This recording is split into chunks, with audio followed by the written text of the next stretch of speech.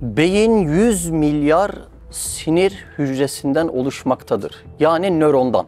Ve bu nöronların her birisi diğer 1000 ila 10.000 nöronla bağlantısı vardır. Beynin yapısına bak, haberleşme sistemine bak. 100 milyar sinir hücresi yani nöron ve her bir nöron diğer 1000 ila 11 nöron arasında da bilgi alışverişi bağlantısı var. Peki bu kadar inanılmaz haberleşme, elektrik ağını kuran beynin yapısının içerisinde neler var? Yazıyor musunuz tarif? Beynin tarifi. Bak 1 litre su, 160 gram yağ, 110 gram protein, yemek tarifi gibi oldu değil mi?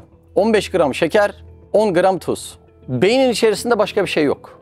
Şimdi tarifi basit aslında değil mi? Basitse bir evde yapsanız abi. Şimdi bunların ötesinde verasında başka bir olay daha var. Bir şey eksik.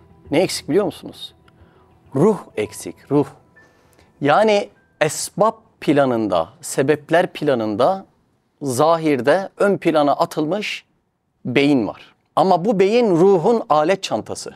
Ruh nasıl alet çantasından gözü çıkarıyor, o göz aletiyle görüyor. Allah Allah. O da dar alanda bir görme ha. Normalde ruhun her yeri görüyor. Ama alet çantasından gözü kullandığı için sadece zindandaki pencereden bakan bir adam gibi sadece buradan görebiliyor. Alet çantasından kulağı çıkarıyor, ne yapıyor ruh? Duyuyor. Aynen öyle de alet çantasından beyni kullandığında da diğer faaliyetleri sağlıyor. Ama az önce verdiğim beyin tarifinin arkasında en önemli unsur ruhtur yani. Alt başlık ön frontal lob. Şimdi beyni biraz daha tanıyalım. Beyinde ön frontal lob var. İnsan davranışlarındaki kombinasyon merkezi burası. Ön frontal lob. Şimdi bir matematik öğretmeni problem çözecek. Bir kombinasyon var değil mi burada? İşte burada beynin bu bölgesini kullanıyor. Veyahut bir doktor hastanın anemnezini dinledi, verileri aldı. En son hastalığına karar verecek ya, beynin bu bölgesini kullanıyor. Veyahut bir hakim o cezai unsur taşıyan olayları dinledi. En son cezai bir karar verecek mi? İşte beynin bu merkezini kullanıyor. Şimdi işin şaşırtıcı noktası beyin dediğin sadece elektrik iletimi. Az önce ham maddesini verdiğimiz, kaç gram ne olduğunu bahsettiğimiz beynin olayı elektrik iletimi. Şimdi sadece elektrik ileten bir şey, içerisinde bilgi, bilinç, irade, estetik, ilim, had safhada bunların kullanıldığı böyle bir şey yapabilir mi acaba? Allah Allah. Devam edelim beyni tanımada. Alt başlık amigdala. Beyinde badem kadar bir yer var. O bölgeye amigdala deniyor. Bu amigdala da ani karar vermeler için kullanılıyor. Örnekleyelim. Şimdi evde geziyorsunuz ve hayatınızda ilk kez fare görüyorsunuz. Tefekkür edin. Bu şekilde hayatlandıralım olayı. Evde geziyorsunuz ve hayatınızda ilk kez fare görüyorsunuz. Beyin burada savaş ya da kaç reaksiyonlarından birisini kullanacak. Peki neler yaşanacak? Şimdi burada bir tavır sergilemek için kaslara fazla enerji gitmesi gerekecek. Bunun için kol ve bacak damarları genişleyecek. Hani suyun vanasını açıyorsun ya, bir anda su gidiyor. Onun gibi düşünün. Kol ve bacak damarları genişleyecek. Kalpten daha fazla kan pompalanacak. Savaşabilmek için iskelet kas sistemine sürekli enerji gidecek. Hatta bu enerji oralara daha fazla gitsin diye iç organlara giden enerjiler kısılacak. Tansiyon yükselecek. Yani ne olacak vücut? Ciddi bir stres altında kalacak. Hatta bu ciddi stres sınırı aşarsa ne oluyor insan? Düşüp bayılıyor orada. Öyle mi? Allah Allah. O da başka bir savunma mekanizması. Şimdi böyle kompleks bir faaliyet elektrik üretimlerinin neticesidir denildiğinde aklınızda bir şeyler eksik kalmıyor mu? Bir mana eksik kalmıyor mu? Demek ki sadece elektrik üreten bir şeyin değil, bir bilincin, bir iradenin, bir tanımanın, yani bir kompleksliğin, yani ruhun ancak ifadesi olabilir böyle bir hadise. Devam edelim, alt başlık ruh. Demek ki bize başka bir şey lazım. Ne lazım biliyor musunuz? Beden dışındaki her şey ruhtur. Bakın az önce cevapsız kalan bütün soruların cevapları. Beden dışındaki her şey ruhtur. Hayat neyin özelliği? Ruhun. Bilinç, görme, işitme, şuralara dikkat edin. Lezzet alma. Nerenin özelliğiymiş lezzet? Ruhun değil mi? Alet çantasından ne kullanıyor?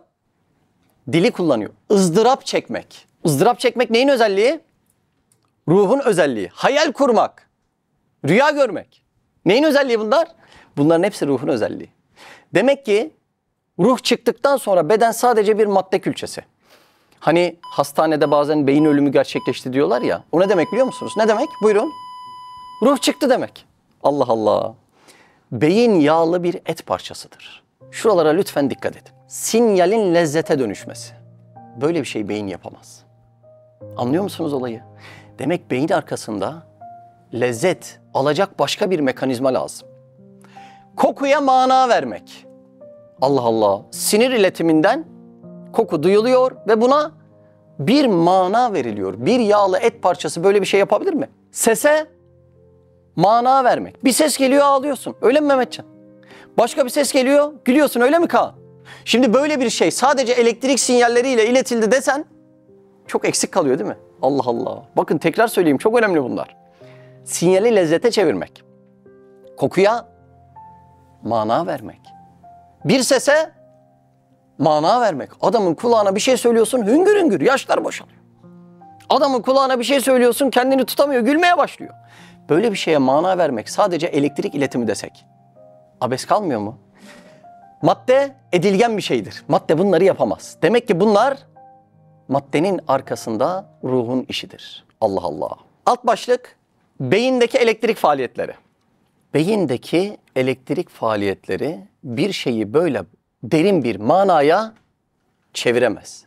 Yani o elektrik faaliyetleri ne ağrı üretebilir, ne üzüntü üretebilir, ne de lezzet üretebilir. Çünkü madde hissedemez. Hisseden neresi?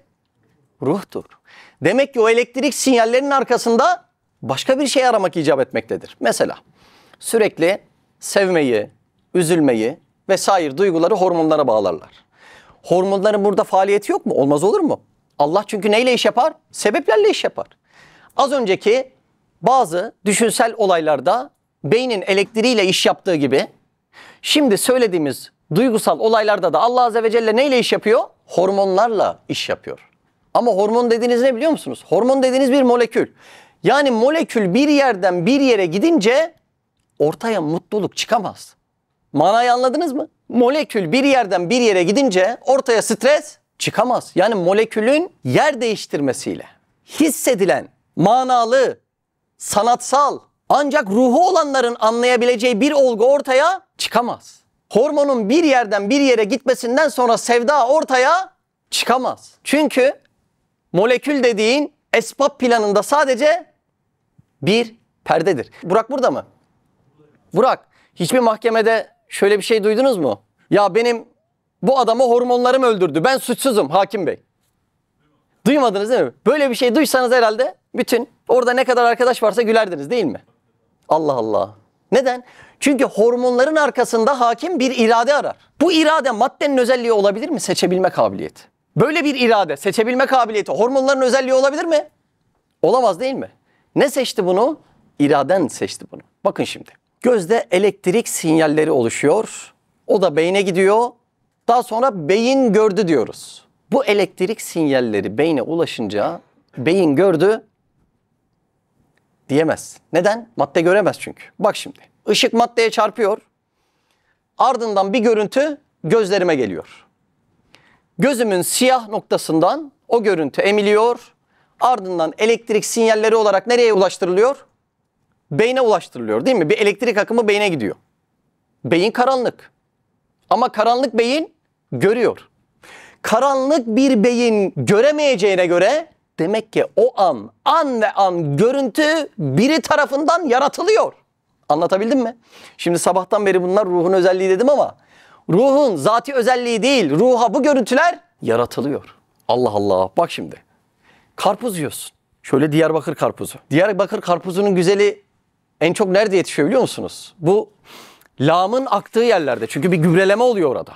Böyle bir kocaman Diyarbakır karpuzu oluşuyor ortada. Eskiden hatta Diyarbakır'da kız istemeye giderken şöyle büyük karpuz götürürlermiş. Şöyle çıt ettin mi ortadan ikiye yarılan. Şimdi bak böyle bir karpuz. Karanlık toprağın altında, affedersiniz gübrelere en yakın yerde. Ağzına atıyorsun, beyne bir elektrik sinyali gidiyor. Doğru mu? Ya beyne bir elektrik sinyali gidecek ve bu karpuzdan lezzet alacaksın. Beyne bir elektrik sinyali gidecek ve diyeceksin ki ya dışı yeşil, içi kırmızı. Allah Allah. Bir de karpuz bittikten sonra da içerisindeki çekirdekler diyor ki sakın üzülme. Benim çekirdeğimin içerisinde bu sevdiğin karpuzun fabrikası var. Olacak iş mi bu? Kemal abi olacak iş mi bu? Olacak bir iş mi? Yani elektrik sinyali. Ya bu nasıl bir karpuz, sıcak havada da iyi gitti diye bir manayı elektrik sinyali verebilir mi? Mümkün değil, değil mi? Demek ki o lezzet o an yaratılan bir şey. Allah sebepler planında neyi kullanıyor? O beyne giden sinyalleri kullanıyor. Allah Allah. Şöyle birisi geliyor, iğneyi batırıyor değil mi? Hemşire. Sanal merkez hemen onu alıyor, beyne iletiyor. Sen de eyvah canım yandı diyorsun. Yani elektrik ağrıyı üretebilir mi? Yani bir elektrik sinyali oluşuyor ve sen eyvah çok canım yandı diyorsun. Allah Allah. Demek ki elektrik sinyali ağrı hissini üretemez. Allah esbab planında o elektrik sinyallerini kullanıyor ama onun arkasında ağrıyı yaratan Allah.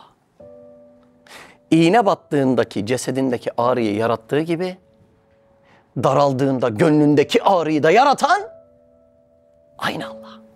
Allah Allah. Allah neyle iş yapıyor? Sebeplerle iş yapıyor. Ama sebepte yani maddede irade içeren, mana içeren, sanat içeren, mutluluk içeren, korku içeren, gözyaşı içeren, ihtiras içeren, kardeşlik, dostluk içeren, sevgi içeren bir şeyi maddede arayamazsın. Çünkü bu özellikler maddede yok. Beyinde yok. Elektrikte yok.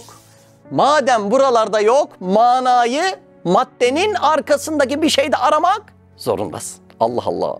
Farkında mısınız? Aslında fizik dışı bir alemde yaşıyoruz. Yani ceset olarak fizik alemindeyiz. Ama şu insani yaşantılar olarak korktuğum, üzüldüğüm, bunu canım çekti, karpuz ne kadar güzelmiş, bana çiçek mi aldın, ben de seni seviyorum.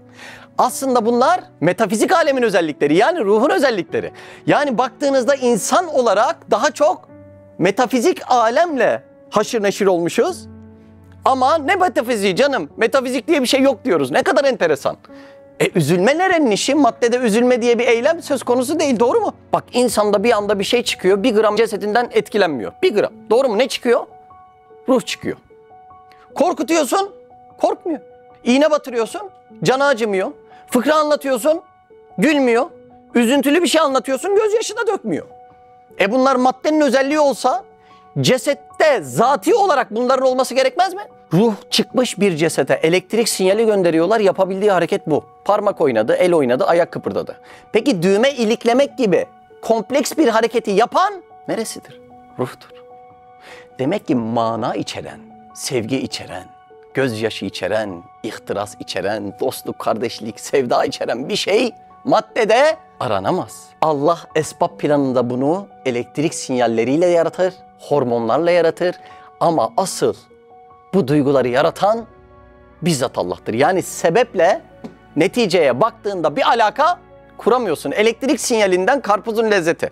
Bunu kuramıyorsun. Alt başlık kanun manalı bir şey yapamaz. Şimdi kainata baktığınızda ortaya çıkan manalar da aynı olay. Ama biz bunları genellikle kanunlara, yasalara bağlıyoruz. Şu cümleyi söylemem lazım. Kanun dediğiniz, yasa dediğiniz kainat kitabında oluşan bunların her birisi adetullah'tır. Yani Allah'ın esmalarının tecelli etmesidir. Allah Allah. Yanılmıyorsam 200 kadar fizik yasası var.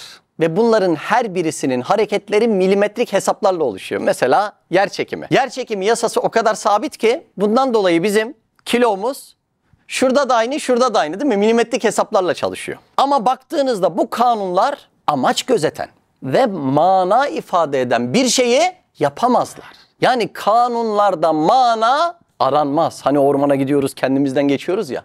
Daha sonra da diyoruz tabiat ana ne güzel ortalığı böyle bu hale getirmiş diyoruz. Yani orada Allah'ın esmasının tecellileri, yani adetullahları denilen yasalar, kanunlar iş yapıyor. Sen kanundan lezzetli elmayı arayamazsın. Kanundan şu yapraktaki yeşilliklere, sonbahardaki sarılıklara bak diyemezsin. Kanundan manalı bir şey çıkamaz çünkü. Şimdi adamlar arkeolojide kazı yapıyor. Kazı yaparken bir tane iğne buluyor. Bir iğne bak. Bir ucu sivri, şurası delikli. Bir tane iğne buluyor. Ne diyorlar? Diyorlar ki demek burada medeniyet varmış. Yani bir insan yaşamış diyorlar. Ya nereden anladınız burada bir insan yaşadığını? Yasalar bir yanı sivri, bir yanı delikli bu iğneyi toprak altında bu hale getiremez miydi? Hayır bak. Ortak kanaat, hiç kimse demiyor ki yasalar bu iğneyi yapmıştır. Neden? Çünkü baktığınızda iğnede kasıt var. İğnede bir amaç var mı, gaye? Var. Şu kelimelere bugün dikkat edin. İğnede sanat var. Var mı? İğnede mana var, mana. Var mı? Amaç var. Bir şey için yapmak var. Bu iğnede bir kabiliyet var mı? Var, değil mi? İğnedeki, basit iğnedeki bu özelliklerin hiçbirisini yasalarda aramıyor insanoğlu. Allah Allah. Yani bunları kanunlar, yasalar yapmıştır demiyoruz. Neden? İğnenin altında, şuraları tekrar etmem lazım, sanat var, irade var, amaç var, gaye var. Ya basit bir iğne toprak altından çıkan. Şimdi iğnenin bile yıllarca toprak altında kala kala bu hale dönüşemeyeceğine kabul eden insan. Bunu kabul etmeyen yok değil mi? Herkes kabul ediyor. Şimdi bir de toprak altını kazsak dikiş makinesi çıksa. Haydi bakalım. İğneyi kabul etmeyen dikiş makinesini kabul eder mi? Kimse der mi? Ya bu takribi 200 tane yasa gün gelmiş ihtiyaçları vardır diye bu dikiş makinesini toprağın altında üretmişler. Olur mu böyle bir şey? Yasa böyle sanatlı, manalı bir şeyi yapabilir mi? Yapamaz. Şimdi sen mübarek adam iğnenin yasalar tarafından kendi kendine olacağına inanmıyorsun.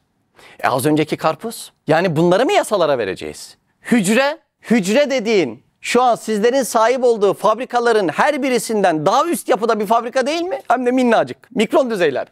Allah Allah. Biraz insanı inceleyelim, hayvanı inceleyelim, bitki inceleyelim. Bunlardaki mana ve sanatları yasalara vermek oluyor mu? Bir iğneyi veremiyorsun. Bir ucu sivri, bir ucu delikli bir iğneyi veremediğin yasalara sen bir hücreyi, bir insanı nasıl veriyorsun? Bir karpuzu nasıl verebiliyorsun? Allah yardımcıları olsun, Allah şifa ihsan eylesin. Böbrekte bir problem olunca nereye bağlıyorlar? Diyaliz makinesine bağlıyorlar. Şimdi hiç şu cümleyi duydunuz mu? Ya biz yeterince beklersek toprak altında yasalar bir diyaliz makinesi bir gün üretirler. Duydunuz mu hiç böyle bir ifade? Olmuyor değil mi? Gülen insan ya, değil mi? Böyle bir muhatap gelse eczanene ne yaparsın Melih abi? Gülersin ancak buna. Şimdi dön bir ufacık böbreğe bak. Ufacık böbrek. Daha şaşırtıcı bir makine değil mi? Şimdi bu böbrekte, küçücük böbrekte sanat yok mu? İlim yok mu?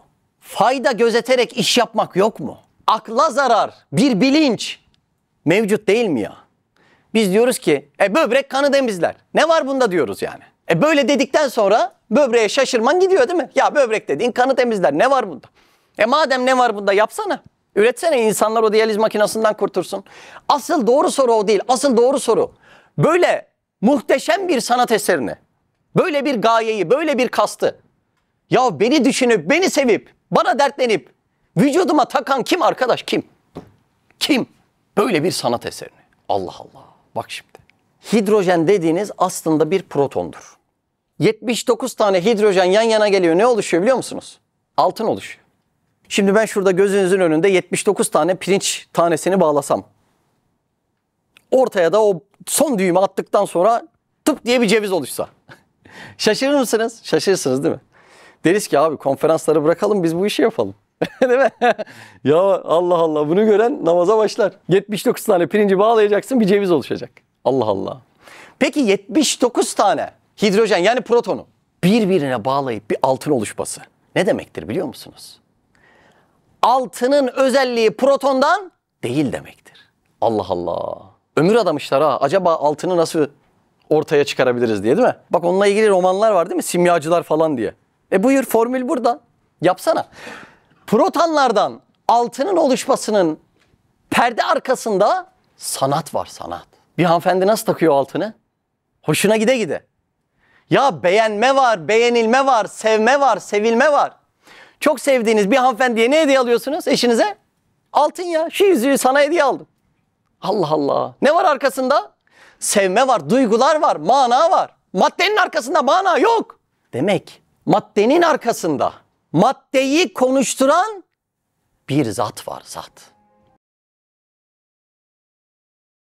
Gezegenler bile bir aradayken, tek olduğunu düşünüyorsan koskoca evrende, bu kanal tam sana göre.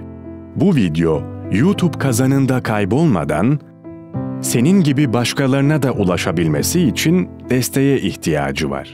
Her abone, bir kırgın yüreğe daha ulaşmayı sağlayacak. Beğen, abone ol, ve yorum yapmayı da unutma. Siz de Hayalhanem İstanbul ve diğer tüm projelerimize destek olmak için buradaki linke tıklayarak online bağışta bulunabilir veya aşağıdaki iletişim numaralarından bizlere ulaşabilirsiniz.